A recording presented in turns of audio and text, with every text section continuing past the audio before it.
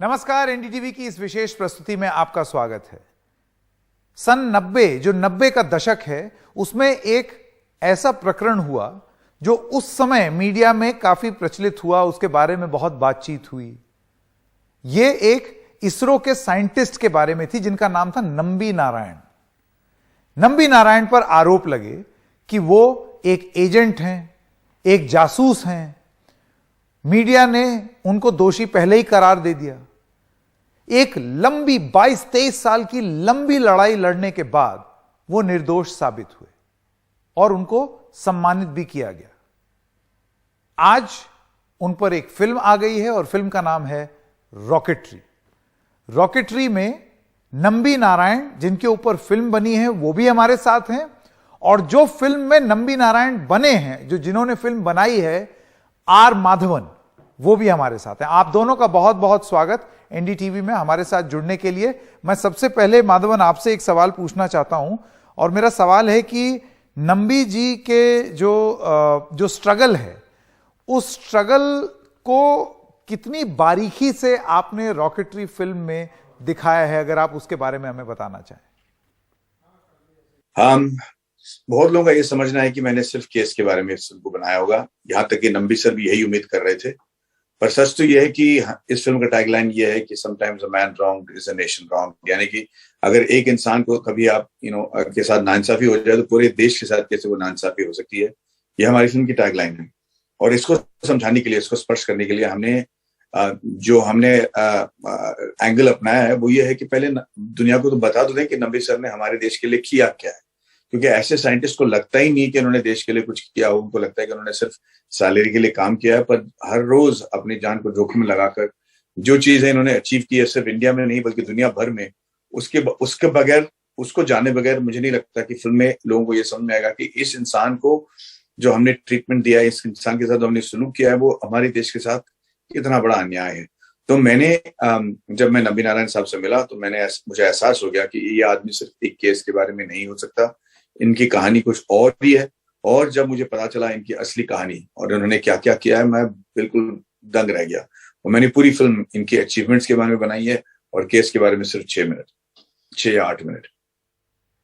जी माधवन, मैं आपसे पूछना चाहता हूं कि कब आपके मन में आया, आपके जहन में ये बात उठी कि अब आपको नंबी नारायण जी पर एक फिल्म बनानी है या उनके जीवन को एक फिल्म में उतारना है? ये चीज आपके मन में कब आया और कब शुरू की आपने ये प्रक्रिया? नंबी सर की एक पुरानी इंटरव्यू थी, 2014-15 में इन्होंने एक इंटरव्यू दिया था मलयालम चैनल में। और ये उस वक्त इंटरव्यूअर से ये कह रहे थे कि मैं अकेला नहीं लड़ रहा हूँ, ये केस मेरे जैसे इतने लोग हैं इस देश में, मैं उनके लिए लड़ रहा हूँ। क्योंकि नंबी नारायण का ये केस अगर चलता रहा, एडजर्नमेंट होता रहा, तो ये केस चलता रहेगा, नंबी नारायण विल डाई। पर मैं आपको प्रॉमिस करता हूँ कि अगर मैं यहाँ नहीं भी रहा, ये केस तब तक चलेगा जब तक इंसाफ नहीं होता। और ये कहते समय उनकी आंखों में आंसू थे और एक ऐसा लुक जिसे मैं कभी लाइफ में भूल नहीं पाऊंगा। इनफैक्ट मैंने वो सीन को हमारे फिल्म में रखा हुआ है। उस वक्त मैंने तय किया कि चाहे कुछ भी हो जाए, ये कहानी मुझे कहनी है, और तब शुरू हुआ ये सफर। माधवन, एक सवाल मैं आपसे पूछना चाहता हूं। देखिए, क्योंकि यहां पर केरल की सरकार पर सवाल उस समय, इस पूरे प्रकरण में नंबी नारायण जी के जीवन का अगर आप इतिहास देखें, संघर्ष वाला पीरियड जो है, उसमें हम जानते हैं कि केरल की सरकार बनाम केंद्र सरकार या और तमाम सरकारें जो बीच में आई, इसमें भारी मात्रा में राजनीति भी हुई। अब एक बीजेपी की सरकार है और उस समय बीजेपी की सरकार न राज्य में थी न केंद्र में। आपको इस बात का डर था कि ये मूवी राजनीति में खींच ली जाएगी, या ये मूवी जो है इसके ऊपर राजनीतिक रूप से बातचीत होगी कि देखो फिल्म बना रहे हैं, इसलिए बना रहे हैं क्योंकि ये एक बीजेपी को अच्छी लाइट में दिखाने की फिल्म है, या ये बीजेपी के जो विपक्ष में लोग हैं उनको बुरी तरीके से दिखा रही है? क्या ये सब फैक्टर्स आपके मन में प्ले किए? बिल्कुल। देखिए, मैं इस फिल्म को ना ही कंट्रोवर्सी के जरिए बेचना चाह रहा था और ना ही इस फिल्म को कंट्रोवर्सी में लाना चाह रहा था, क्योंकि कंट्रोवर्सी से ये बात बिल्कुल छुप जाता ना कि नंबी नारायण सर की एक्चुअल कंट्रीब्यूशन क्या है।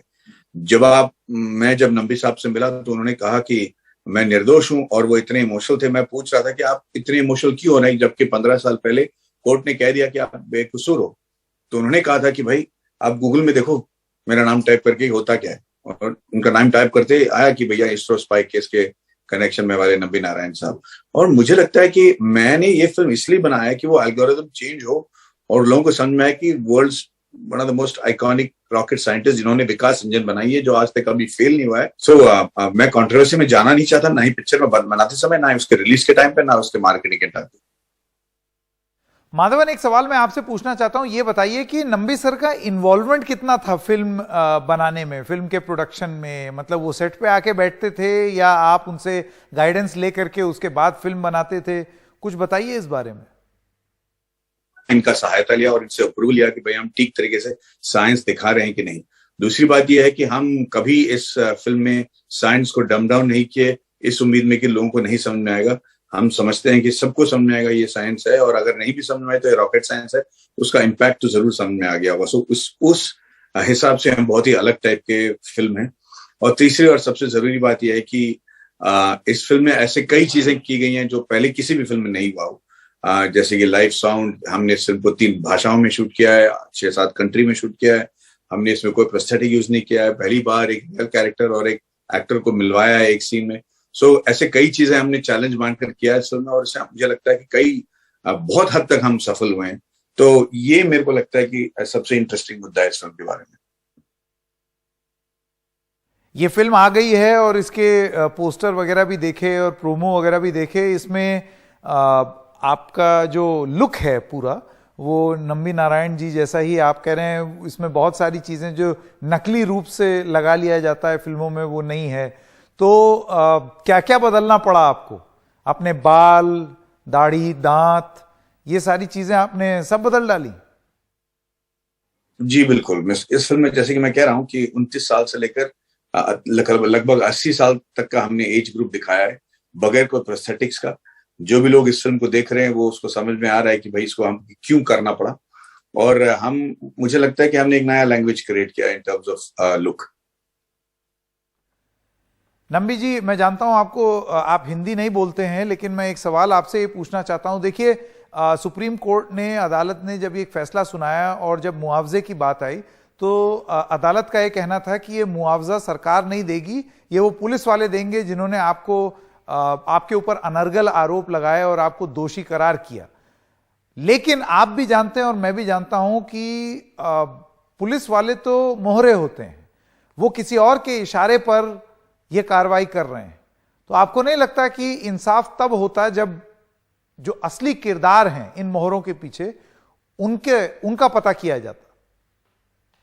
No, in the first place, the Supreme Court has verbally only made a statement saying that let the cops sell their houses and then pay the compensation. But in the Supreme Court order, it is not that the cops will pay the compensation. That is number one.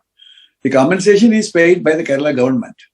And now it is up to the Kerala government to recover the payment made to me from the cops or from the persons whomever is responsible for this crime.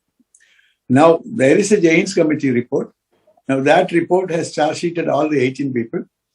Now, the outcome of that will come and say clearly who are all the culprits. Then it is a matter of decision. Who will pay, in what proportion they will pay. But even though they have followed orders, they are also part of the game.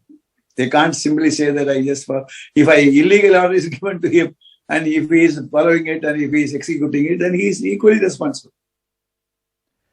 Nambi Narayan ji और are Madhavan, आप दोनों का NDTV से बात करने के लिए बहुत बहुत धन्यवाद, और उम्मीद करते हैं कि सब लोग रॉकेटरी फिल्म जरूर देखेंगे। बहुत बहुत धन्यवाद।